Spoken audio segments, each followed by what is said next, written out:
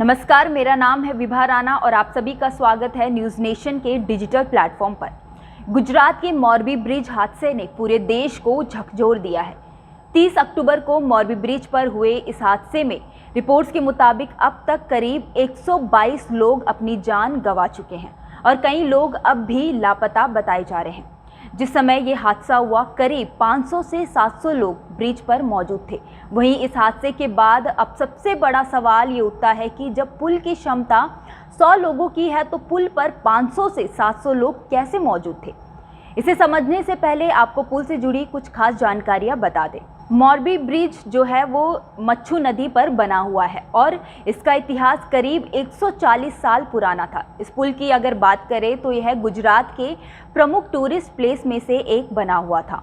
यहाँ रोज भारी संख्या में लोग घूमने आते थे क्योंकि यह पुल हवा में झूलता रहता था और यह बिल्कुल ऋषिकेश के राम और लक्ष्मण झूले जैसा पुल था, इसलिए लोग यहाँ घूमने आया करते थे।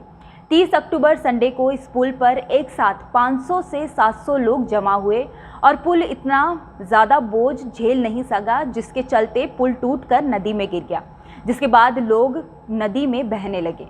मोरबी में मच्छू नदी पर इस पुल का निर्माण करीब साल 1880 में पूरा हुआ था और इसका उद्घाटन मुंबई के गवर्नर रिचर्ड टेम्पलन ने किया था।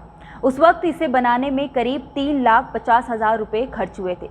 इस पुल के निर्माण का सारा सामान ब्रिटेन से आया था।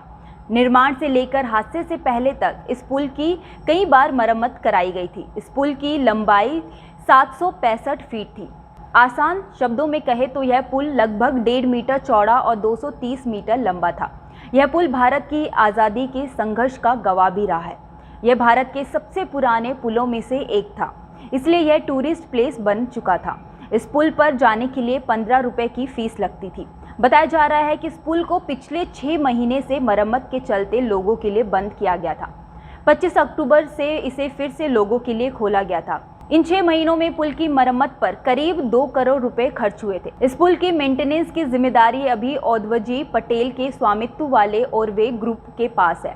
इस ग्रुप ने मार्च 2022 से मार्च 2037 यानी कि 15 साल के लिए मोरबी नगर पालिका के साथ यह समझौता किया था। इस समझौते के आधार पर ही इस पुल के रखरखाव, सफाई, सुरक्षा और टोल वसूलने जैसी सारी जिम्मेदारियां ओरवे ग्रुप के पास है। तो चलिए अब आपको बताते हैं कि आखिर चूक कहां हुई जिस कारण ये बड़ा हादसा हुआ है। दरअसल जिंदल ग्रुप ने इस ब्रिज की 25 साल की गारंटी दी थी। हालांकि ब्रिज पर एक साथ 100 लोगों को चढ़ने की परमिशन थी, लेकिन अभी इस ब्रिज का फिटनेस सर्टिफिकेट और सरकार के 3 एजेंसियों के द्वारा जांच होना बाकी था। लेकिन दीपावली में हड़बड़ी में जयसुख भाई पटेल ने अपनी पोती के हाथों से इस ब्रिज का उद्घाटन कर दिया। बताया गया है कि इस हादसे के वक्त ब्रिज पर 500 से 700 लोग थे। इस वीडियो में फिलहाल इतना ही। देखते रहे न्यूज़ नेशन का डिजिटल प्लेटफॉर्म और अगर आपने हमारे चैनल को अभी तक सब्सक्राइब नहीं किया तो जल्दी से कर दें और इस वीडियो को लाइक, शेयर और कमेंट करना ना भूलें। धन्यवाद।